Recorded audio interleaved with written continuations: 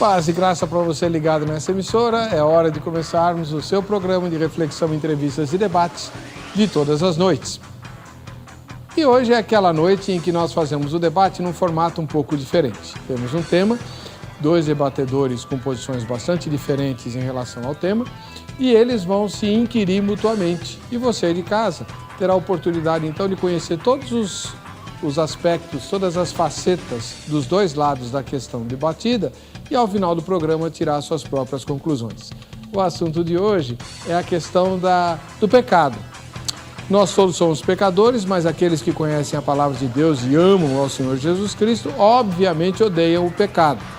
E, certamente, buscam a santificação para se livrarem do pecado. Né? Ser de Jesus, seguir a Cristo, como diz a música que o missionário R.R. Soares gosta tanto, né? Significa imitar o seu estilo de vida. E Jesus não pecava. Jesus era absolutamente santo. Aliás, a palavra de Deus diz, desde o Antigo Testamento, sede santos porque eu sou santo, diz o Senhor. Portanto, ser cristão, ser de Deus, ser de Jesus implica em santidade. Até que grau? Será que é possível nós nos santificarmos gradativamente e continuamente até chegarmos a, ainda nesta vida, ficarmos isentos de pecado? Deixarmos de pecar, pelo menos em algum aspecto? Isso é possível? Para alguns grupos de cristãos, sim. Para outros, não. E as duas posições, evidentemente, têm conflitos, né? Você vai examinar as duas posições, uma delas eu já vou adiantar aqui, cujo conflito é, não, nós nunca deixaremos de pecar nessa vida, então a gente nem tenta. Essa é a questão, né? Minha. Eu estou falando isso baseado na minha vida e na vida de um monte de crente que eu conheço e pastoreio. Já que a gente não vai deixar de pecar, então, né, vamos esperar a morte, porque na ressurreição a gente vira santo. Por enquanto, tá certo isso? Acho que não, né? Então, será que é possível nos aproximarmos o máximo possível da santidade? Qual é o grau que nos separa dela? Ou ela é possível sim? Vários líderes cristãos de renome defenderam essa ideia. Vamos ouvir os argumentos e vamos tirar nossas conclusões ao final do programa. A primeira você já tirou. Ficar acomodado porque não podemos deixar de pecar. Olha, isso tem muito mais a ver com o compromisso com o diabo do que com Jesus. É ou não é? Está no ar o Vejam Só.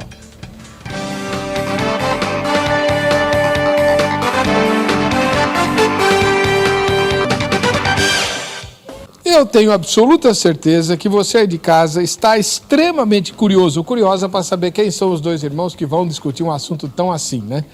Pois é, eu também. Fiquei contente de saber desses dois irmãos que aqui vieram. Você já os conhece de outros debates. São debatedores de renome, mas acima de tudo, são dois homens de Deus, pastores de igreja local. Isso é muito importante, porque teólogo até o diabo né? Pastor de igreja local que tem que se haver com os dramas das almas humanas. Isso é crucial. Eles são pastores de igreja local, vão dar endereço para vocês, são teólogos, professores de teologia e amam a palavra de Deus. Eles creem na Bíblia Sagrada. Essa é outra diferença também, né? Então, com muita alegria, nós recebemos aqui o reverendo Nilson Fontinelli Piedade, ministro da Igreja Metodista Livre, professor de teologia e colaborador do Vejam Só. Seja bem-vindo, reverendo. Para a gente é um prazer, professor. Eu agradeço mais uma vez o convite, né? Um prazer a gente estar aqui compartilhando e colaborando com o pensamento acerca da palavra de Deus, né?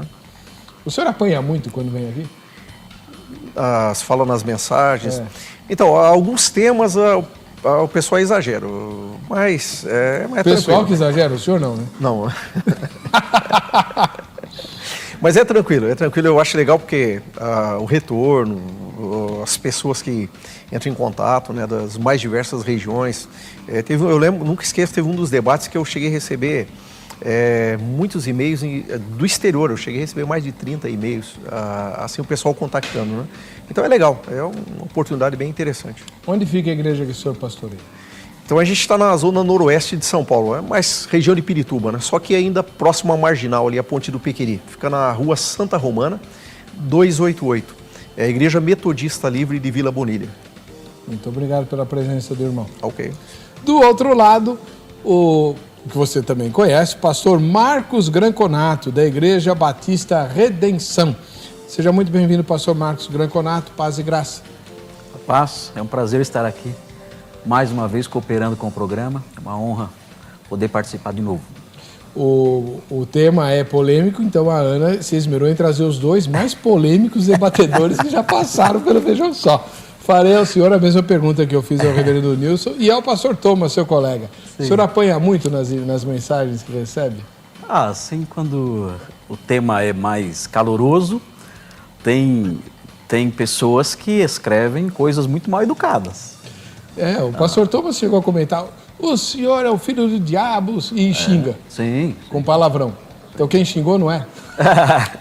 É interessante ver isso aí, as pessoas atacam e elas se contradizem no próprio ataque, dizendo, vocês não são de Deus, onde já se viu e tudo mais, vocês não creem no poder do Espírito Santo e coisa do tipo assim, especialmente quando o tema são a soberania de Deus, o calvinismo, ou questões da teologia pentecostal, que é a grande maioria no Brasil, e nós não somos pentecostais, e nós debatemos acerca disso. Então aí os ânimos se acendem e as pessoas vêm para cima com bastante violência. A gente está acostumado já, né? Então, tudo bem, né? Onde fica a igreja que o senhor pastoreia? A nossa igreja fica na Avenida General Ataliba Leonel, 3.780, na Parada Inglesa. Então é bem facinho de chegar, tem estação do metrô lá pertinho, a estação Parada Inglesa, estação Tucuruvi. E bastante gente que assiste o programa vai lá, de vez em quando, visitar a gente. Chega lá... Mas não xingar o senhor? Não. Quem vai lá, vai porque quer conhecer e tudo mais, a gente é amiga, né? E várias pessoas aparecem por lá dizendo, eu vi você lá no Vejam Só e eu vim aqui para conhecer a sua igreja. E vão lá, é muito legal. Divergir é ótimo, né? Até entre o grupo de discípulos de Jesus e dos apóstolos havia divergência. Isso não é problema. O problema é quando você desrespeita. Né? Aí não dá. Vamos assistir a matéria que apresenta o tema de hoje. Vejam só. Quem nunca ouviu a frase errar uma vez é perdoável? Errar 2 vezes é humano? Errar 3 vezes é burrice? E persistir no erro é compartilhar com a imoralidade. Será que errar o alvo é praticar algum pecado? Errar 2 ou 3 vezes mostra-nos que a pessoa tem que aprender antes de superar o problema.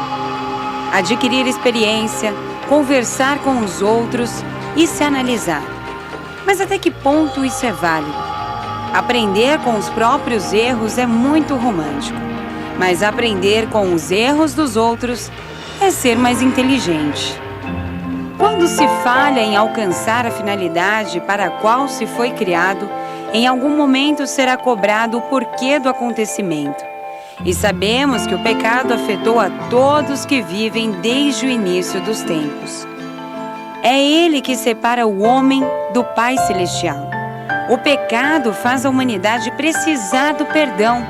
Sem perdão, não há vida eterna, não há graça e não há justiça.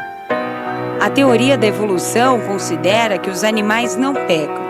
Eles vivem segundo sua natureza e não experimentam nenhum sentido de culpa por seu comportamento. É certo que o homem tem sua natureza física, porém, essa parte inferior de seu ser foi a criação de Deus. E é plano de Deus que esteja sujeita a uma inteligência divinamente iluminada. O pecado é o resultado de uma escolha livre, porém má do homem. Do pecado vem o sentimento de culpa, que na dose certa ela demarca os limites do que podemos ou não fazer, dos nossos valores, daquilo que consideramos ético e justo. A culpa deve ser transformada em percepção do outro, em formas de ver melhor o outro. Se pecar é errar, e o homem não é um ser perfeito, será que é possível deixar de pecar? Ou mesmo viver sem pecar? É disso que vamos falar hoje no programa Vejam Só. E nós vamos fazê-lo daquele formato com perguntas e respostas, com tempo limitado para as respostas e tal, tá? Você que acompanha o Vejam Só, conhece, de vez em quando a gente faz esse tipo de debate aqui. O reverendo Nilson Fontinelli Piedade, ministro da Igreja Metodista Livre, vai defender qual ponto de vista, reverendo? Então, eu creio, reverendo, que é plenamente possível o cristão viver sem pecar. Plenamente? Plenamente possível. Não estou com isso dizendo que o cristão, né, ele teve toda a sua natureza carnal transformada, toda essa questão, e que ele se tornou, de certa forma, vamos dizer, um santo em vida, no sentido, não santo como a palavra nos chama, mas um santo assim, de perfeito no sentido de que ele está imune totalmente ao pecado. Mas o que eu creio é que pelo poder de Deus que opera no cristão, né, baseado nesse poder de Deus, o cristão tem plenamente condições de viver sem pecar. Então, a partir do momento que eu aceitei Jesus Cristo e que eu fui liberto do pecado, se eu buscar esse poder de Deus, se eu estiver crendo nesse poder de Deus, eu consigo viver sem pecar. Essa é a posição que eu creio com relação ao fato de que o cristão, ele pode deixar de pecar? Pode. O cristão, ele só peca por acidente, ou ele só peca mesmo, vou usar uma expressão aqui, sem vergonha mesmo, porque ele quer muitas vezes cometer o pecado, mas ele tem condições de viver sem pecar, plenamente. Qualquer cristão? Qualquer cristão tem condições. O que Deus nos deixou disponível do poder dele, da palavra dele, a gente tem condições de viver sem pecar. É isso que eu creio. Só uma curiosidade, irmão, essa era a posição de Wesley? A posição de John Wesley. O John Wesley, inclusive, é até interessante, porque o John Wesley é feito uma leitura, John Wesley às vezes uma leitura um pouco desvirtuada do que o Wesley ensinava. Mas quando o John Wesley tratava sobre a perfeição cristã, inteira santificação, o pecado nos crentes, são alguns sermões de Wesley, ele é muito claro nessa questão, de que ele crê realmente que o cristão pode viver sem pecar. É verdade que a Igreja Metodista tem esse nome porque ele desenvolveu um método de santidade? Não, na verdade a origem do metodismo em si é que Wesley, assim como alguns ligados a eles eram da Universidade de Oxford, na Inglaterra, e eles, como estudante não, ali ele é professor, inclusive chegou a ser chanceler, eles tinham um grupo de estudos, né, e eles criaram uma metodologia, um sistema de estudos. É como se fosse hoje uma célula, que o pessoal tem aquele programa de estudo. Mas não era um estudo sobre a santidade, os tais clubes de santidade? Então, o pessoal começou a chamar de clube de santidade até por uma questão de ironia, né? Porque eles se reuniam na faculdade para estudar a Bíblia, porque eles eram sistemáticos nessa questão. Então é estudo da Bíblia. É da Bíblia. E aí até o termo metodista, ele veio por ironia. O pessoal dizia, são os metódicos, eles têm são metódicos, são sistemáticos na maneira de estudar. E aí apelidaram eles de Clube Santo. Só que acabou ficando depois metodismo e depois a ideia da santidade em si, ela até ela veio, mas não exatamente por isso chamava Clube Santo. Era uma ironia que os demais usavam em relação ao grupo. Tá bem. Muito obrigado pela explicação e pela aula. Pastor Marcos Granconato, ministro da Igreja Batista Redenção. Qual a posição que o senhor vai defender, pastor? Eu vou defender a posição de que o crente, ele não consegue viver uma vida absolutamente sem pecado neste mundo. Eu vou defender a posição de que o crente, ele foi liberto plenamente, absolutamente, da culpa do pecado que lhe foi imposta, que foi imposta a toda a humanidade, por causa da queda de Adão. A Bíblia mostra que nós temos, todo homem tem uma culpa que é imputada, não é adquirida com práticas. Ninguém nasce inocente. Toda a humanidade, ela está debaixo da culpa do pecado e também debaixo da condenação do pecado. Então existe um aspecto do pecado que é um aspecto jurídico. E esse aspecto é a culpa e daí decorre a condenação. Quando alguém crê em Cristo, o que acontece com essa pessoa? Essa pessoa é justificada e a condenação é removida. Justificados, pois, mediante a fé, temos paz com Deus.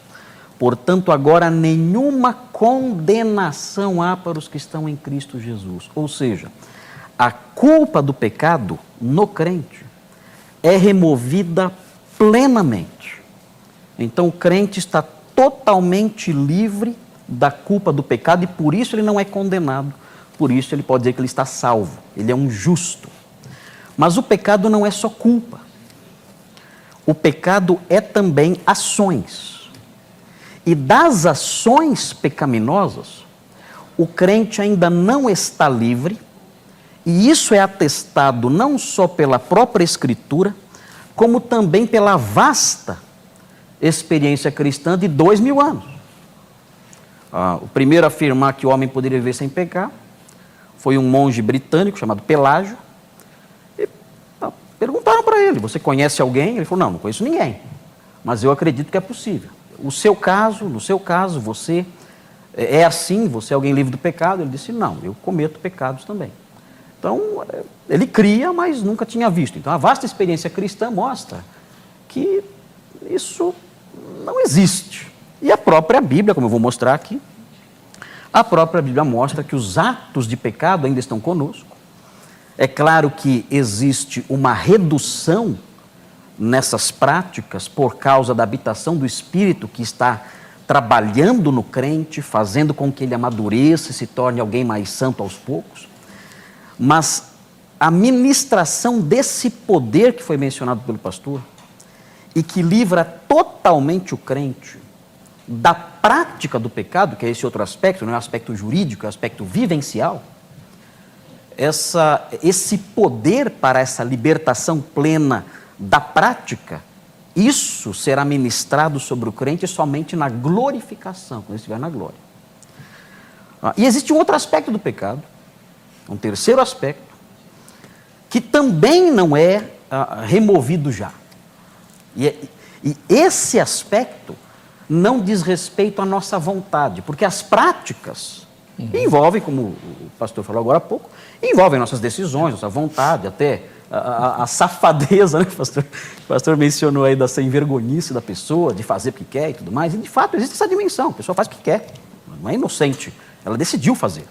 Mas existe uma outra dimensão dentro do conceito de pecado. Eu falei de pecado como culpa, que é removida na justificação. Falei de pecado como prática, que é reduzida na medida que a pessoa vai sendo santificada. Existe uma terceira dimensão do pecado, um terceiro conceito paulino, predominantemente paulino de pecado, que é o pecado como natureza. Natureza pecaminosa. É aquela luta de Romanos 7. O bem que quero, esse não faço. Eu encontro em mim uma lei que me empurra numa direção para onde eu não quero ir, e muitas vezes eu tropeço, eu não consigo às vezes dominar as minhas paixões, às vezes eu consigo dominar a minha mão, mas eu não consigo dominar o desejo de mover a minha mão, e o desejo de mover a minha mão muitas vezes é pecado também, e eu consigo segurar a mão, mas eu não consigo segurar o desejo de mexer a mão, de mover a mão. Essa dimensão do pecado como natureza, o apóstolo Paulo fala, olha, vocês têm que mortificar isso, vocês têm que enfraquecer isso, mas não há como eu me livrar do pecado como natureza agora, porque eu não fui ainda plenamente santificado. Então, resumindo, pecado como ato, eu não vou me livrar disso nessa vida. Pecado como natureza, mesma coisa, vai ser mortificado, vai ser reduzido, eu vou ter que lutar contra isso, mas vai estar lá. A luta é contínua. Não tem como eu relaxar. Pecado como culpa. Este sim. Este é removido plenamente. Então, a gente vai falar sobre esse assunto, realçando o aspecto prático, né, vivencial. Se o homem pode não praticar. E eu vou defender que ele pode, com todo respeito aí, pastor, discordando da sua opinião. Sem problema algum. Assim a gente tem o debate, né? Então, reverendo Nilson Fontinelli Piedade, o senhor pode começar fazendo a sua primeira pergunta. Ok. Minha pergunta, primeiro, tomo por base o texto de Gálatas, capítulo 5, o pastor Marcos. Quando Paulo fala ali da questão de andar no espírito, né, e a questão da carne. Ali nós conhecemos a descrição que ele dá do fruto do espírito e das obras da carne. O senhor pode ler o texto, porque assim não cobre o tempo dele. Tá, ok. Então, aqui em Gálatas 5, a partir de 16, ele fala: andai no espírito, jamais satisfareis a concupiscência da carne. Porque a carne milita contra o espírito contra a carne, porque são opostos entre si, para que não façais o que porventura seja do vosso querer. Aí ele descreve os frutos, mas o que me chama a atenção é quando chega no versículo 24, quando ele diz: os que são de Cristo Jesus crucificaram a carne com as suas paixões e concupiscências. Como que o pastor vê esse texto, que para mim ele é muito categórico, quando ele diz que quem é de Cristo Jesus, ele já crucificou a carne com as suas paixões e concupiscências. Porque o pastor há pouco afirmou na introdução de que é uma natureza carnal e que essa natureza carnal ela permanece na gente. O texto aqui me diz que foi crucificado com Cristo. Como que o pastor vê isso? 3 minutos, pastor Marcos. O apóstolo Paulo costuma usar essas figuras de linguagem para falar da realidade da mortificação de alguns problemas, né, que o crente enfrenta, que o pecador enfrenta na sua jornada cristã. Então, o fato dele dizer que os que são de Cristo Jesus crucificaram a carne e as suas paixões, não significa que a carne e as paixões não estejam ainda lá. O que significa é que o reinado da carne e suas paixões não é mais um reinado, vamos assim dizer, dominante, né? O que aconteceu com eles foi uma mortificação. Tanto isso é verdade, uma redução, um enfraquecimento, o império da carne não está mais presente, né, na vida deles e tudo mais. E tanto é possível que essas coisas aflorem eventualmente, tanto é possível que essa carne já crucificada se manifeste, que o apóstolo Paulo escreveu a carta exatamente para alertá-los acerca disso. Olha, tomem cuidado, afastem-se disso, porque vocês estão vivendo vidas que não estão de acordo com a realidade que vocês vivenciam agora. Vocês são crentes. E sendo crentes, o Espírito Santo habita em vocês. Vocês podem viver vidas santas e, no entanto, isso não está acontecendo. Vocês estão vivendo em desobediência. Então, o apóstolo Paulo, ele usa essas figuras de linguagem, eventualmente, ele usa também a figura de despojar-se, né, que é uma figura militar, que tem também por propósito mostrar que há um enfraquecimento das obras da carne na vida do crente, mas não significa anulação completa. Até porque o Novo Testamento, as cartas de Paulo, outras epístolas também, todas elas lidam sempre, foram produzidas sempre, para lidar com problemas de pecado na igreja. Ou seja, mostrando que o crente ele está sujeito a essas coisas, ele não consegue chegar num grau, né, onde nunca mais ele vai pecar, né? Quem dera fosse isso. Agora, note bem, isso aqui, se for entendido, né, da forma como o Senhor está dizendo, né, da forma como o Senhor está falando, que os que são de Cristo Jesus crucificaram a carne, e isso significa uma anulação total da carne, então todos os crentes, todas as pessoas, não uma minoria, mas todas as pessoas, todos os que são de Cristo Jesus, sem exceção, todos eles não pecariam mais. Se nós formos fazer a leitura dessa forma, olharmos aqui os que são de Cristo crucificaram, e isso significa não pecar mais, então nenhum crente mais pecaria. Não precisaria ter esforço nenhum e nada mais disso. Obrigado, pastor. Reverendo Nilson, o senhor tem 3 minutos para comentar a resposta do pastor Marcos.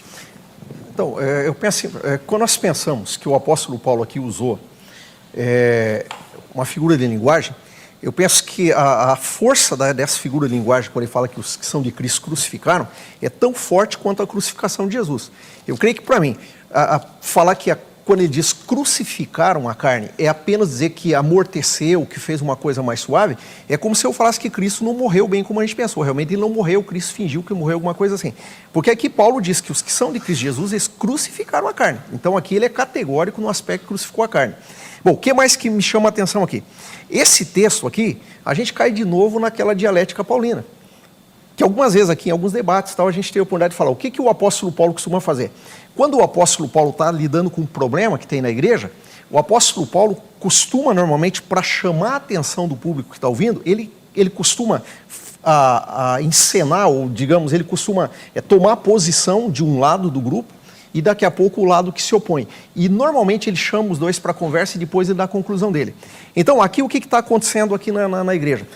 Nós todos conhecemos que os Gálatas começaram a se desviar da verdade, começaram a ir para práticas novamente da lei e coisas desse tipo. Então o que Paulo está fazendo aqui? O Paulo está exatamente dizendo para ele, olha gente, no que vocês sabem, no que vocês falam, é que realmente a carne milita contra o espírito. E que realmente a carne, a obra dela é isso, que não tem jeito, que isso está na carne. Ele disse, pelo contrário, quando nós olhamos para o Espírito, o fruto do Espírito é outro. Daí, nessa discussão, o Paulo chega à conclusão, ele diz, então, quer saber, na verdade, o que vocês precisam saber? É o que está no versículo 24, que os que são de Cristo Jesus crucificaram a carne. Por quê? Com certeza tinha gente aqui que estava dizendo, olha, a minha natureza carnal, ela é pecaminosa mesmo, e tem a minha natureza espiritual. Nós vamos ficar naquele dualismo antigo que existia, de que a matéria é má e o espírito é bom. E aqui nós vamos com a mesma situação. Por que você não consegue deixar de pecar? Porque a carne é má e as obras da carne são essas. E ela está só amortecida, né, como o pastor colocou. Só que aqui Paulo vai exatamente bater contra isso no versículo 24, quando ele diz, não, quem é de Cristo Jesus, você crucificou a carne com as suas paixões e concupiscências. Então, quando eu faço essa afirmação, né, pegando o que o pastor colocou, eu não estou afirmando com isso, então, que nenhum crente mais vai pecar. Eu volto àquela minha primeira fala, que todo crente potencialmente pode viver sem pecar. É uma questão de posicionamento dele. Da mesma maneira que os gnósticos lá no passado, né, e aqui algo semelhante, eles entendiam que a natureza é má, que a matéria é má e que não tem como a gente ficar livre dela, da mesma maneira eu entendo a visão de que o nosso corpo só vai ser glorificado após a nossa morte. É a mesma questão do gnosticismo. Não é possível você vencer porque a matéria é má. O espírito é bom, mas a matéria é má. E aqui Paulo está dizendo, não, pelo contrário. Esses que são de Cristo crucificaram a carne com suas paixões e concupiscências. Com a mesma certeza que Cristo morreu e foi crucificado, da mesma certeza o pecado foi crucificado. Muito bem. Primeira pergunta respondida e comentada. Agora é a vez do pastor Marcos Granconato fazer a sua primeira inquirição. Mas é uma... desculpe, essa resposta do pastor, né, é uma teologia que não funciona. Porque fala que foi crucificado, mas não foi. Está vivo lá. Afirma que morreu como Cristo morreu e não morreu. Então, são palavras apenas. Não é o que funciona no mundo real. Né? É uma fábula. Não é realidade no dia a dia da igreja e na experiência do crente, do crente em geral. Bom, mas enfim, eu quero ler aqui um trechinho. Gostaria que o pastor comentasse.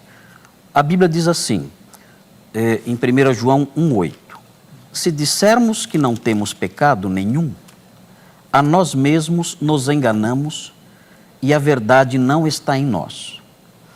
É possível algum crente chegar num nível de santidade em que ele possa dizer, olha, João, esse versículo aqui não se aplica a mim, porque eu posso sim dizer que não tenho pecado nenhum. Então, esse versículo aqui se tornou para mim obsoleto e eu posso falar com toda tranquilidade, eu não tenho pecado nenhum, e eu não estou me enganando e a verdade está em mim.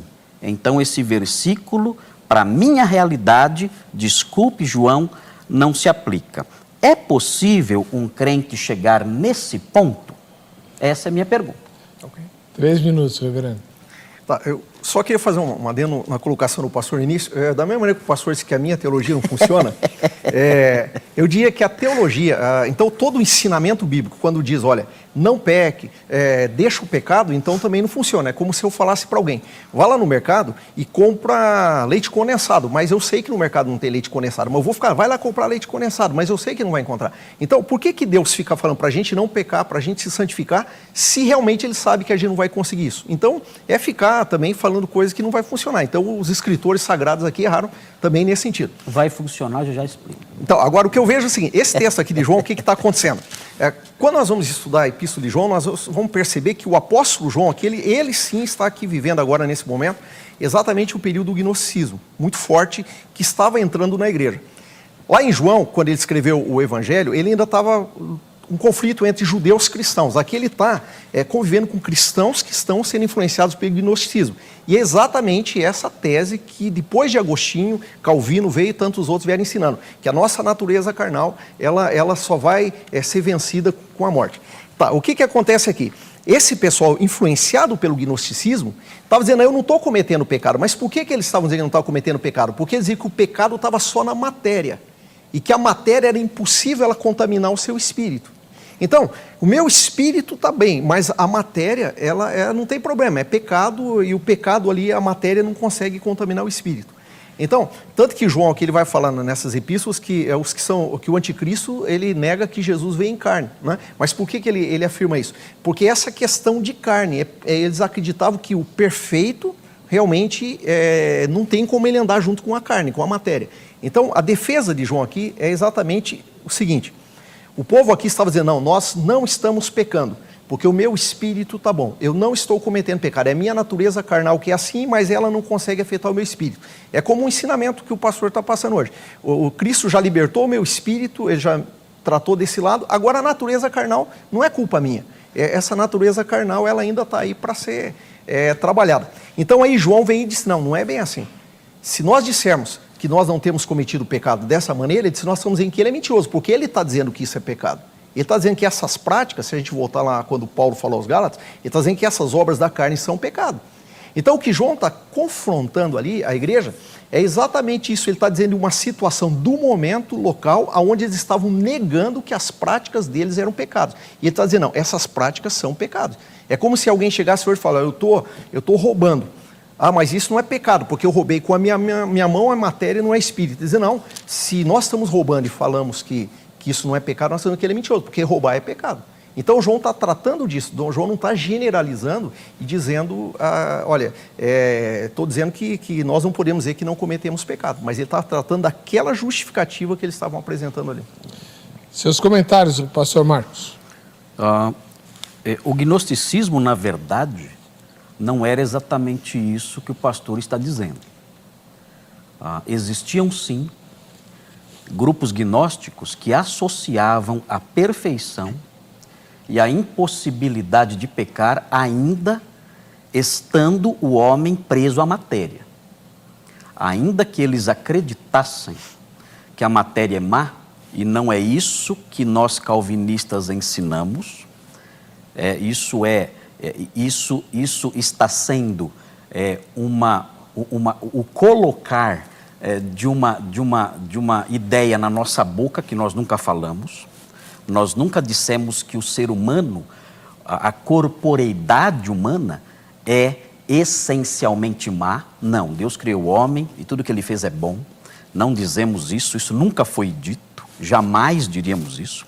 Mas o gnosticismo dizia sim, em algumas das suas vertentes, que existiam os homens que eram os pneumáticos. E esses homens pneumáticos, ainda que presos à matéria, eles eram capazes de viver sem pecar. E eles diziam, olha, nós podemos fazer qualquer coisa e nada nos corrompe, porque nós já atingimos a perfeição. Então o perfeccionismo é, a rigor, inicialmente, uma concepção gnóstica. É o oposto. Está sendo dito aí que a minha posição reformada é a posição gnóstica. É o contrário. O gnosticismo, os gnósticos foram os primeiros perfeccionistas que existiram. Depois deles vieram os liberais e depois deles os pentecostais, em algumas vertentes. Mas o gnosticismo apresentavam-se como pessoas perfeitas, né, e dizendo que não podiam pecar.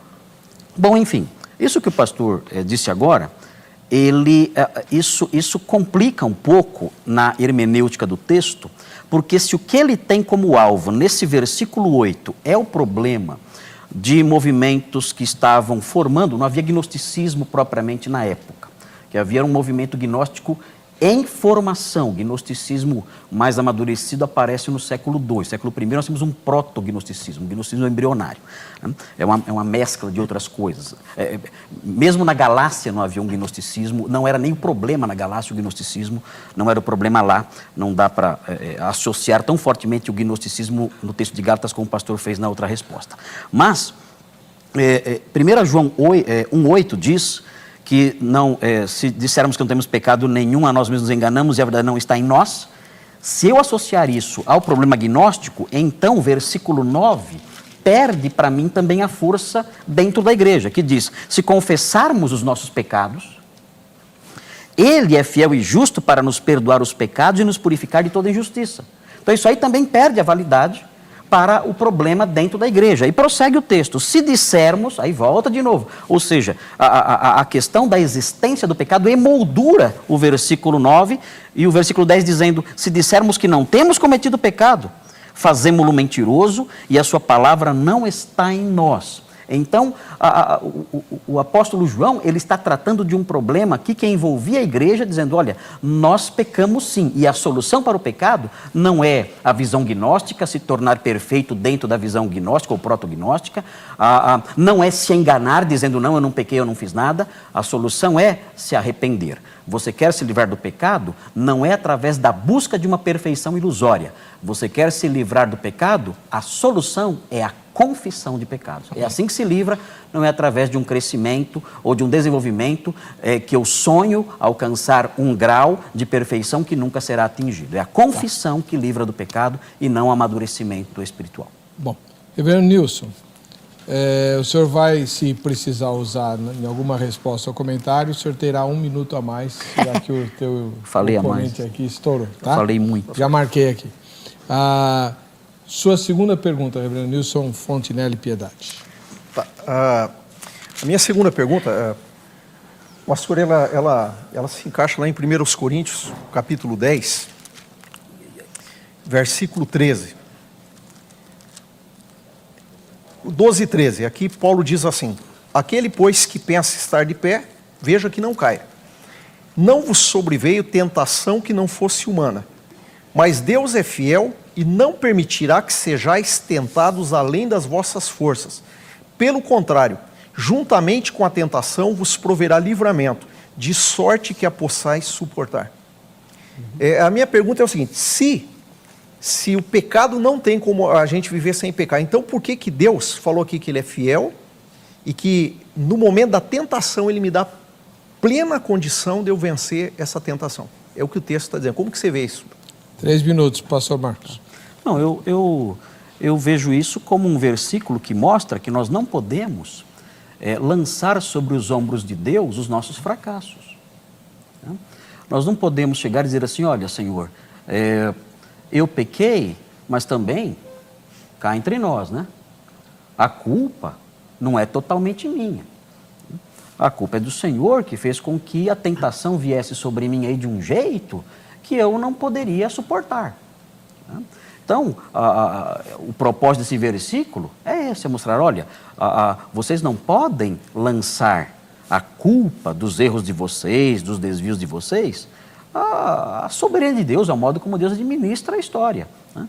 A culpa de vocês está no fato de vocês fazerem o que fazem por falta de responsabilidade, por falta de maturidade, por falta de seriedade na vida cristã, coisas que são próprias do crente no seu desenvolvimento espiritual. Né? Agora,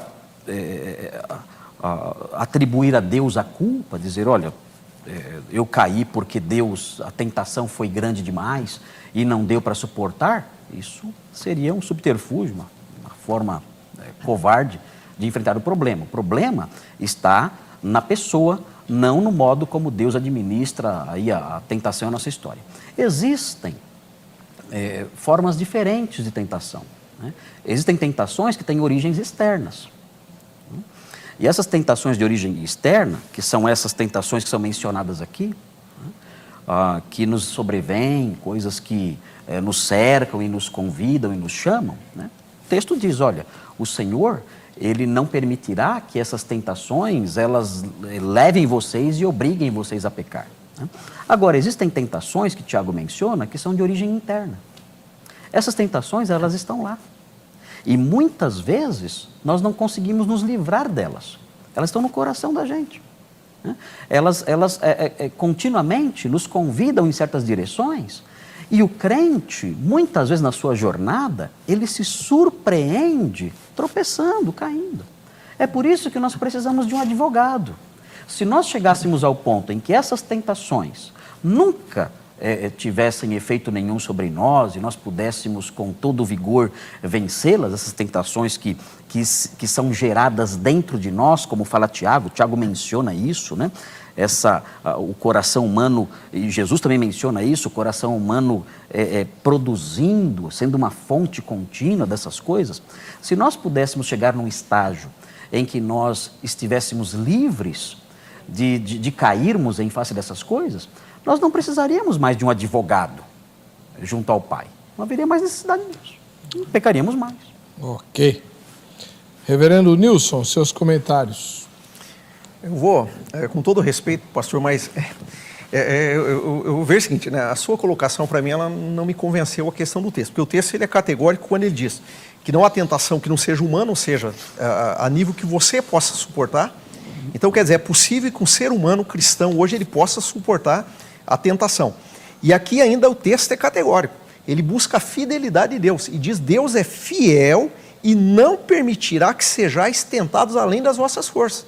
Mas, Senhor, a minha natureza carnal é mais forte do que eu. O que está dentro de mim é mais forte, me leva a pecar. Espera aí, mas o texto aqui diz, Deus é fiel, Ele não vai deixar acontecer algo que seja maior do que você. Então, para mim esse texto aqui ele é categórico. Que realmente Deus aqui diz que não vai permitir tentação que seja além do que eu possa suportar. Seja o meu interior, seja o meu exterior, o texto é categórico. Então, como que eu vejo essa questão toda que me chama a atenção? Essa questão do pecado, né? Quando eu olho, aí eu vou usar a questão de John Wesley, né? Já que nós mencionamos o Wesley no começo, a visão de John Wesley. O John Wesley eu acho que abordou muito bem e nos levou a entender bem essa questão. O John Wesley ele trabalha com a questão de que a partir do momento que Cristo me libertou, eu fui libertado não só da culpa do pecado, mas também do domínio do pecado, que está lá em Romanos, quando ele fala que o pecado não terá domínio sobre vós. Então eu fui livrado também do domínio do pecado. Então, até usei uma vez uma expressão aqui, é como se fosse uma fábrica que produz determinado tipo de produto. Aí chega uma hora que Cristo vem e encerra a fábrica, ele fecha a fábrica. Só que ainda tem produto no mercado, só que esse produto vai ser recolhido do mercado. Então o que acontece? O pecado, Cristo me deu liberdade, me livrou do pecado. A Bíblia diz que Ele me libertou, que em Cristo eu fui liberto do império das trevas e da morte. Então Ele me libertou do pecado, Ele encerrou o pecado em mim. Mas e aí? E esses pecados que os crentes cometem por aí? É o produto que ainda ficou. Mas esse produto eu tenho condição de eliminar ele do mercado, agora eu tenho. Por quê? Aí vem uma questão que se trata dentro do movimento wesleyano. A minha carne ela tem o que se chama pecado inerente, não é mais o pecado. Ou seja, a minha carne se habituou a pecar, e pelo fato dela ter se habituado a pecar, ela precisa ser disciplinada agora. E essa disciplina eu tenho condições de aplicar, que é o que o texto está dizendo agora. A tentação que vem, Deus é fiel e você tem como dominar. Então o que me chama a atenção aí? Eu vou usar de novo um exemplo, eu acho que num dos debates aqui eu usei, mas eu acho que fica claro para quem está ouvindo entender o que eu estou falando sobre o Wesley. Eu tive 2 anos crise de vesícula, e eu senti a dor logo após o almoço e era terrível aquilo. Depois de 2 anos eu fiz uma cirurgia, eu tirei a vesícula. Só que eu fiquei por 1 mês sentindo a dor na vesícula. Não tinha vesícula? Não tinha mais vesícula. Aí eu precisei o quê? Começar a disciplinar o meu cérebro, para que o meu cérebro entendesse, não existe mais, essa vesícula não está mais aí. Então você não tem o porquê sentir dor na vesícula, porque o meu cérebro estava acostumado. Então é dessa maneira, né, conclui meu pensamento, é essa maneira que o Wesley trabalha e que eu concordo. que o pecado não está mais em nós. O que tem é uma carne indisciplinada que se acostumou a pecar, só que essa carne agora eu posso disciplinar, que é o que o texto me diz. Deus é fiel e não vai permitir além da força. Então eu posso vencer o pecado? Posso. O crente pode viver sem pecado? Pode. O poder de Deus está aqui, a fidelidade de Deus está aqui e a gente consegue dominar a nossa carne. Então o pecado não está mais. O que tem é uma tendência ao pecado, uma aparência de pecado, mas que não é mais. Bom, o senhor usou o seu 1 minuto de multa. Tá pago. Então vamos lá. Agora é a segunda pergunta do pastor Marcos Granconato. É uma pena que o apóstolo Paulo não soubesse disso. Porque o apóstolo Paulo, ele dizia que o pecado estava em seus membros. A vesícula do pecado não era só uma ilusão para ele. A vesícula do pecado nele era uma realidade com a qual ele tinha que lutar todos os dias. Romanos 7, 23 diz: mas vejo nos meus membros outra lei que, guerreando contra a lei da minha mente, me faz prisioneiro da lei do pecado que está nos meus membros. Não foi removida a vesícula, ainda está lá. Então o apóstolo Paulo não conhecia a teologia de Wesley. O apóstolo Paulo era calvinista e não era wesleyano. Mas a minha pergunta é a seguinte... Vocês vão dar conta, os dois, vão encontrar os dois lá no céu. Eu fiz amizade. Tanto Paulo quanto Wesley, Calvino, vocês vão ver. Você sabe que Wesley era muito amigo de Whitefield. Sim. E Whitefield era calvinista roxo, né? E eram grandes amigos. Então, pastor, nós podemos ser grandes amigos também, né? Sem problema, né? Sua pergunta, pastor. A minha pergunta é a seguinte, pastor. O texto de Filipenses 1,6 fala assim: estou plenamente certo de que aquele que começou boa obra em vós há de completá-la até o dia de Cristo Jesus. Paulo fala isso em Filipenses 1,6. Em 1 João 3, versículo 2 diz assim: amados, agora somos filhos de Deus, e ainda não se manifestou o que haveremos de ser.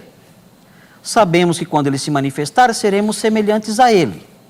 Então, esses textos mostram que existe um trabalho de aperfeiçoamento que só vai terminar quando Jesus nos chamar, quando estivermos no estado eterno. Como é que o irmão lida com essas questões, com esses dois textos, que fala de uma obra de aperfeiçoamento, uma obra de santificação, que só termina quando o Senhor voltar, ou quando o Senhor nos chamar, quando estivermos na glória? Qual que é a interpretação wesleyana ou do Senhor para esses versículos, por favor? Eu começo, eu só queria primeiro aproveitar esse tempo que eu tenho aqui e responder a questão do Romanos 7. Quando você fala que Paulo diz o pecado que está nos meus membros. Eu concluo ali Romanos 7, acho que ele não pode ir sem o versículo 24 e 25, que ele diz: desventurado o homem que sou, quem me livrará do corpo dessa morte? No futuro. Quem me livrará? Daí ele diz: graças a Deus por Jesus Cristo nosso Senhor, de maneira que eu de mim mesmo com a mente sou escravo da lei de Deus, mas segundo a carne da lei do pecado. O que Paulo deixou claro aqui? O Paulo fez de novo a dialética dele. Ele ensinou alguém que está dizendo: o pecado está em mim, eu não consigo, está nos meus membros, como que eu faço? E aí no final ele diz: então gente, está perdido. Se o pecado está em mim, eu não consigo, estou perdido. Quem que vai me livrar disso? Aí o Paulo vem dessa resposta: eu tenho uma notícia para você. Ele disse: graças a Deus por Jesus Cristo, porque é Ele que conseguiu me dar essa liberdade. Então a gente não pode ver essa fala de Paulo, a gente não podemos ver essa fala de Paulo sem a obra de Jesus, porque aqui no final ele mostra que um Jesus libertou os meus membros, que Jesus conseguiu agora me fazer com a mente ser escravo dele. O texto diz: quem me livrará? Tá. Quem me livrará? Essa é a pergunta que ele faz, a pergunta retórica que ele faz, para daí ele dar a resposta. E quanto a esse texto do aperfeiçoamento? Tá. Então essa é a questão do texto do aperfeiçoamento. Eu volto àquilo que eu falei há pouco. Né? Na visão wesleyana, como o pastor perguntou, como que nós wesleyanos lidamos com isso. A santificação, nós podemos vê-la como uma crise ou como um processo. Eu posso ver a santificação, a possibilidade de um momento instantâneo, de eu conseguir, pela minha busca diante de Deus, algumas coisas, eu ter uma experiência maravilhosa com Deus num único momento, ou isso pode se dar num processo, como eu falei, onde eu vou disciplinando a minha carne. Só que quando ali ele está falando dessa obra que o Senhor está aperfeiçoando em nós e que vai concluí-la, para mim isso não trata só da questão do pecado, trata de tudo. Por quê? A gente ainda convive com a morte hoje, nós convivemos hoje com várias quando nós brincamos aqui, tem coisas que nós não sabemos, nós vamos saber quando chegar no céu. Quer dizer, tem muita coisa de Deus que eu não conheço. O que Deus revelou aqui para mim foi o suficiente para que eu conheça. Então, eu vejo que quando ele está dizendo que a obra que o Senhor está fazendo em nós, ele vai completá-la até o dia de Cristo, ele não está dizendo só sobre pecado. Ele está dizendo tudo o que Deus está fazendo na minha vida. Enquanto eu estou aqui na terra, porque Deus tem um plano. Seja para me usar para ganhar alguém para Jesus, aquilo que Paulo fala, que o viver para mim é Cristo. Ou seja, para eu estar vivendo, Deus tem um plano para que eu esteja. Então, essa obra Deus está fazendo na minha vida, o Senhor está trabalhando na minha vida. Mas agora a gente pegar e reduzir isso, simplesmente a questão de dizer, olha, está vendo aqui é o pecado, que ele não completou ainda a obra e que ele vai terminar lá. Não, ele está falando da vida toda cristã. Dia após dia o Senhor está nos fazendo crescer e aprendermos com ele. Seus comentários, pastor Marcos, em 3 minutos. O pastor,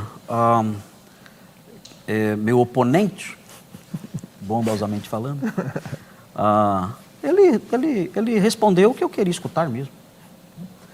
Porque ele disse, não, isso envolve o livramento da morte e tudo mais, não só o pecado, eu concordo. Né? O pecado está no bolo. Né? Claro que não é só o pecado, é o livramento da morte, é o livramento de tantas coisas, essa realidade presente, tudo mais, ele vai completar a sua obra, isso, mas concordo com a resposta do Senhor que disse, olha, esse aperfeiçoamento está incluindo também o pecado, a questão do pecado. Nós vamos atingir essa perfeição só no céu. Então, agora, demos as mãos. Nasceu um calvinista aqui no programa. Eu estou brincando com o senhor. Eu quero incrementar a minha resposta aqui, pastor, o meu comentário, dizendo o seguinte. O apóstolo Paulo, no mesmo texto de Filipenses 3, ele fala o seguinte, não que eu o tenha já recebido ou tenha já obtido a perfeição. Ele fala, eu não atingi a perfeição. Eu não cheguei nem na ressurreição, ele fala, quando olhamos o texto no versículo 11, e também nem obtive a perfeição, mas prossigo para conquistar aquilo para o que também fui conquistado por Cristo Jesus. E aí ele fala, quanto a mim não julgo havê-lo alcançado, mas uma coisa faço, esquecendo-me das coisas que para trás ficam e avançando para as que diante de mim estão, prossigo para o alvo, para o prêmio da soberana vocação de Deus em Cristo Jesus. Quando o crente que ainda não atingiu a perfeição, estamos falando aqui do apóstolo Paulo, ele diz, eu não atingi a perfeição. Ele escreveu isso no ano 62, 63, um pouquinho antes da sua morte, 3 anos talvez antes da sua morte, 3 ou 4 anos no máximo antes da sua morte, ele falou, eu não atingi a perfeição. Mas eu prossigo para o alvo e eu vou chegar lá quando? Quando eu receber o prêmio da soberana vocação. A chamada soberana. Eu não conheço uma expressão mais calvinista do que essa. Uma chamada soberana. Esse homem era calvinista completo. E ele fala, esse prêmio será dado um dia. O prêmio desse chamado soberano. Deus chama quem quer e ele me chamou conforme quis e tem um prêmio para mim. Eu não atingi a perfeição ainda, mas quando eu chegar lá e receber esse prêmio, eu vou atingir isso. Eu prossigo nessa direção, eu caminho, eu trabalho, eu me esforço, eu me dedico até o dia em que eu vou receber esse prêmio, que vai coroar esses esforços todos, e então sim eu atingirei a perfeição. Então esse texto aqui mostra essa boa obra em andamento e o término dela. Ok. Correndo para não perder tempo, vamos lá. Reverendo Nilson Fontinelli Piedade vai fazer a última pergunta dele para o pastor Marcos. Pastor, a minha pergunta é o seguinte, quando a palavra de Deus fala que nós temos que alcançar a estatura da varonilidade de Cristo, você crê que isso só vai se dar na eternidade ou que isso está me incentivando a buscar isso hoje aqui na Terra? A alcançar a estatura da varonilidade de Cristo. Ele é a minha meta. Obrigado. 3 minutos. minutos. Eu vou, assim, obrigado, pastor, pela pergunta. Pastor, o alvo do cristão sempre tem que ser Cristo. Ele assim como um atleta que estabelece uma meta e não consegue atingi-la, Assim é o cristão. Mas o fato de ter uma meta tão elevada faz com que aquele atleta se esforce mais e mais e mais. Então, o atleta nunca pode dizer, olha, eu não vou alcançar mesmo, então eu vou desistir. Por quê? Porque o nosso treinador, o nosso técnico, não nos deu essa liberdade. Ele não permitiu que nós disséssemos, bom, já que eu não vou alcançar a santidade absoluta, então eu vou parar. O nosso técnico não permite isso. Nós somos dele, ele é o nosso chefe, ele é o nosso dono. Então ele diz, olha, claro, na Bíblia nós vemos, claro que você nunca vai ser nesta vida igual a Jesus. Livre do pecado, livre de qualquer inclinação pecaminosa, livre de qualquer cobiça, livre de um coração que tem lá a mancha do pecado e os desejos da carne. Claro que você não vai alcançar, mas eu não lhe dou a licença de você desistir, porque a fé salvadora é uma fé que trabalha.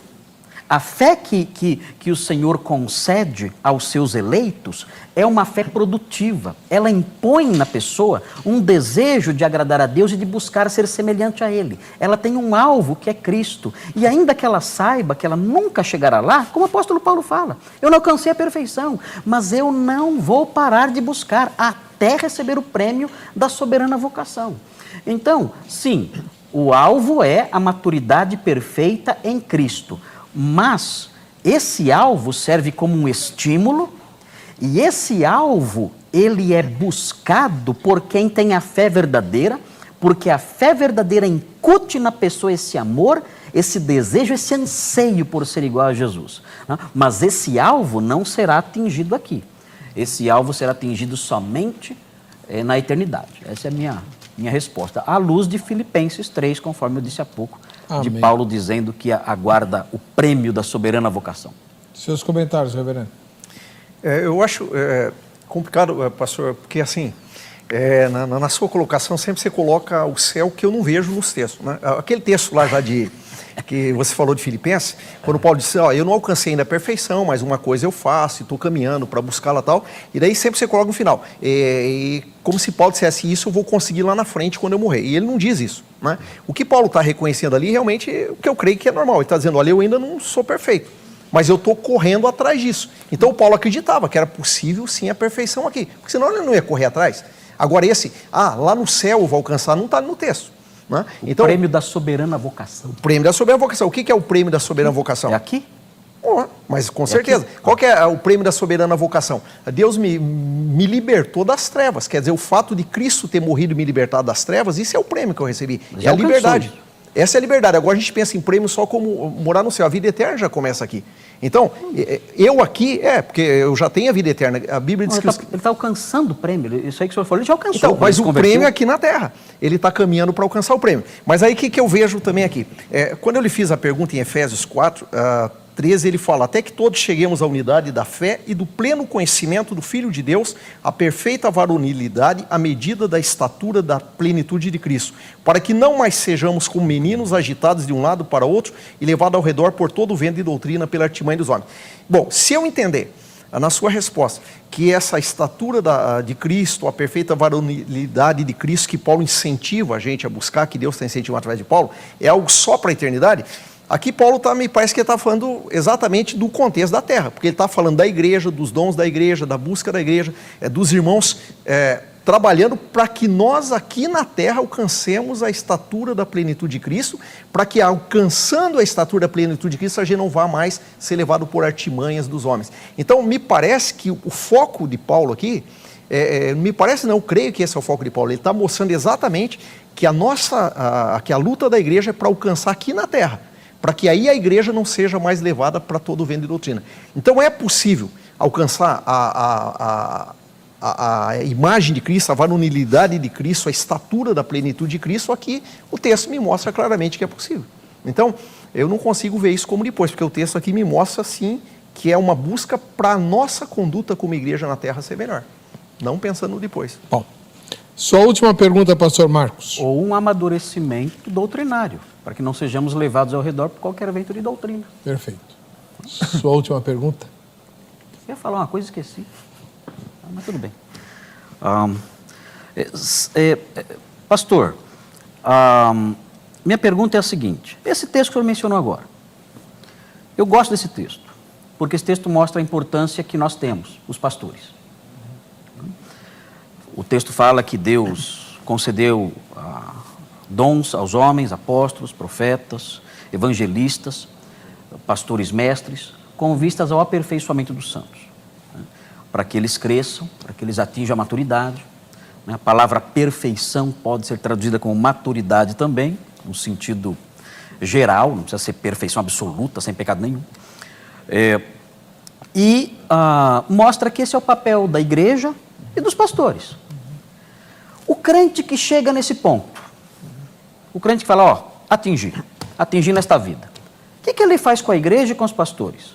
Ele fala o quê? Olha, muito obrigado, foi um prazer conhecer vocês, foi uma honra muito grande, cheguei lá, passem bem e até logo. Já alcancei a perfeita varonilidade, não preciso mais dos pastores, dos ministros, nem dos irmãos. Estou indo embora com gratidão no meu coração, vejo vocês no céu, enfim, mas foi uma alegria conhecê-los. É possível algum crente fazer isso? O senhor conhece algum crente ou conheceu algum crente na sua vida, na história da igreja cristã, que chegou a esse ponto de poder dizer, não preciso mais dessa obra realizada por pastores que promovem o aperfeiçoamento dos santos? É possível um crente dizer isso na sua vida? É cínico, né? Tá, o que eu diria é o seguinte, pastor, eu acho que se um crente chegar a falar isso, é porque realmente ele não atingiu a perfeita varonilidade. Por quê? Eu não entendo mais nada. Por quê? Porque o amor, né, o que diz? Que Deus nos aperfeiçoou lá em 1 João, o que ele fala? Que Deus nos aperfeiçoa no amor dele. Se eu, ao final de tudo isso, eu deixar de amar o Senhor, deixar de amar a igreja, de se eu não preciso mais, então quer dizer, não houve perfeição nenhuma. Porque a perfeição, ela exatamente vai levar para o amor. Agora eu vou usar alguns exemplos. Mas ele pode falar que ele não... que ele alcançou. Aí eu vou usar alguns exemplos. Eu sempre me intrigo algumas coisas. E que quando eu comecei, na época, a estudar Wesley, me chamou muita atenção essa questão e sempre me intrigou. Por que John Knox falava, Senhor, ou o Senhor me dá a Escócia ou eu morro? O cidadão estava disposto a morrer se Deus não desse para ele a Escócia. Por que John Wesley chegou a dizer, olha, eu não tenho razão nenhuma mais para viver? E diz que quando Wesley morreu, ele deixou uma colher apenas, não sei o quê, um cidadão que foi chanceler de tal, ele deixou nada. O cidadão gastou os bens dele com a evangelização, com ganhar pessoas. E ele disse, olha, a minha única incumbência de estar sobre a terra é para ganhar almas. Sempre me entregou essas pessoas, o Whitefield e outros aí, que a maneira que eles afirmavam essa sede de dizer, Senhor, ou o Senhor me dá ou eu morro. Então, o que levou esses homens, no final, a ter uma paixão tão grande por ganhar vidas, pela salvação do perdido? É porque chegou um momento que o amor de Deus foi aperfeiçoado neles de tal maneira, que aí volta a 1 João, em nós é aperfeiçoado o amor de Deus foi aperfeiçoado de tal maneira nesse cristão, que aí ele consegue dizer, bom, agora então eu não tenho que me preocupar com outra coisa, eu estou para ganhar vida, e eu preciso ganhar vida, se eu não levar as pessoas a Jesus, eu quero morrer, porque aí o sentido da vida dele todo passa a ser direcionado para a salvação de almas. Então, nesse aspecto, eu consigo entender por que esses homens do passado fizeram coisas que às vezes a gente não consegue. Tem muitos pastores, como você falou, né? Eu sou pastor, você é pastor, o reverendo Weber é pastor. Por que na história pastoral que nós conhecemos, a gente não vê tantas pessoas hoje dispostas a dizer, Senhor, eu caí no chão e ficar achando, Senhor, se o Senhor não me der o fulano para salvação, eu quero morrer agora. Por que a gente não tem esse amor, essa paixão tanto pelo perdido? Por que a igreja não tem tanto esse amor pelo perdido hoje? Porque está faltando aperfeiçoar no amor de Deus. Porque a hora que a gente consegue essa perfeição no amor de Deus, nós vamos conseguir realmente essa disposição e essa entrega total. Aí eu concordo com o Paulo. Se você perguntar para mim, você já atingiu essa perfeição? Eu vou dizer não. Mas estou caminhando para buscá-la. Agora, eu espero consegui-la em vida. Agora, concordo com o Paulo. Ainda não alcancei, mas uma coisa eu faço, eu estou caminhando para buscá-la. Então, é nesse sentido que eu vejo. Eu acho que é possível, sim, um cristão conseguir na terra, em vida, realmente não pecar mais e ele conseguir, com isso, se entregar totalmente para o amor de Deus. Vamos pegar um exemplo aí que o pessoal cita, tipo Madre Teresa de Calcutá, que uma pessoa que deu a vida por pessoas sofridas. Como que fica um caso desse? Uma pessoa da sua vida a partir do momento de renunciar a si mesmo? Ela é incrédula, essa mulher. Bom, ela é católica. Vamos, deixa a Madre para lá. Mulher incrédula. 3 minutos para os seus comentários a respeito da resposta dele. Deixa a Madre de lado. Ok. Isso que o pastor mencionou agora, isso é outro assunto. Isso é outra coisa. A pessoa ser desprendida, abandonar tudo para servir a Cristo e querer se dedicar ao evangelismo e tudo mais, isso é outro assunto. O que a gente está falando aqui é da pessoa chegar a um ponto em que ela diz, olha, eu não peco mais, eu atingi a perfeita varonilidade, eu não preciso mais da ação dos pastores, do ministério pastoral e da igreja, eu não tenho necessidade. Eu posso até gostar deles, eu até vou lá, para não ficar nessa posição aí de tenho raiva da igreja. Não é raiva da igreja. Eu vou lá na igreja, mas olha, pastor, eu venho aqui porque eu gosto de vocês, mas eu não preciso mais de nenhuma ministração de vocês, que eu atingi a perfeição. Dentro da teologia do Senhor, isso é perfeitamente possível acontecer. E isso acaba anulando para alguns cristãos algumas formas de viver que a Bíblia ensina. Por exemplo, a Bíblia diz que aquele que tem essa esperança, todo que tem essa esperança de um dia se encontrar o Senhor e ser semelhante a Ele, purifica-se a si mesmo, assim como Ele é puro. Nessa visão de uma santidade absoluta, já na terra, eu li aqui 1 João 3,3, a si mesmo se purifica todo que nele tem essa esperança, assim como Ele é puro. Esse versículo não se aplica para essa pessoa, ela não peca mais. Eu vou me purificar do quê? Eu tenho a esperança, mas não tenho de que me purificar. Se confessarmos os nossos pecados, para quê? Eu não tenho pecados a confessar. Nós temos um advogado. Para quê? Não preciso de um advogado. Não tenho pecado nenhum. Então, essa realidade, essa concepção teológica, é uma concepção que lança fora uma série de textos bíblicos que compõem o dia a dia do cristão. Então, não é uma realidade que dá para se viver. E se alguém chegar um membro da minha igreja e dizer assim, olha, eu atingi a perfeição, eu vou dizer, olha, lamento muito, mas isso é impossível. Essa mesma resposta, a visão wesleyana não pode dar. Vai dizer, bom, se ele disse que atingiu, quem sou eu? Eu teria que conviver com ele, eu não posso conviver, então tá bom. Então você não precisa mais confessar seus pecados, você não precisa nem vir à igreja se não quiser. Enfim, você atingiu um auge aí que ninguém jamais atingiu. Eu tenho certeza que o senhor nunca conheceu ninguém assim. Na história da igreja nunca existiu ninguém assim, nem o apóstolo Paulo foi assim. Ou seja, essa figura do crente que não peca, do crente que chegou à perfeição, é um ideal, sem problema. Mas é um ideal mítico. É um ideal fabuloso, é uma fábula. Nós falamos dele, conversamos sobre ele, mas ele não existe. Nós nunca o vimos, nunca olhamos para o rosto dele. E a própria Bíblia mostra que ele não pode existir. Bom, agora, se sobrar tempo, vocês vão responder pelo menos uma ou no máximo duas perguntas gravadas pela nossa equipe de reportagem. Cada um de vocês terá 1 minuto para a resposta. Qual a primeira pergunta? Se Jesus pagou o preço por nossos pecados, por que ainda sofremos consequências? 1 minuto, reverendo. Jesus pagou o preço do nosso pecado, por que sofremos as consequências? Bom, a palavra de Deus diz que, volta àquela questão que nós falamos. Se eu pegar o texto de Paulo, ele diz que a morte vai ser o último inimigo a ser vencido. Eu entendo a vida cristã hoje como inimigos que o Senhor vai nos entregando. Então, a partir do momento que Cristo morreu na cruz, que Ele pagou os meus pecados, Ele me deu vitória sobre a carne e sobre as suas concupiscências e tudo que a carne trouxe.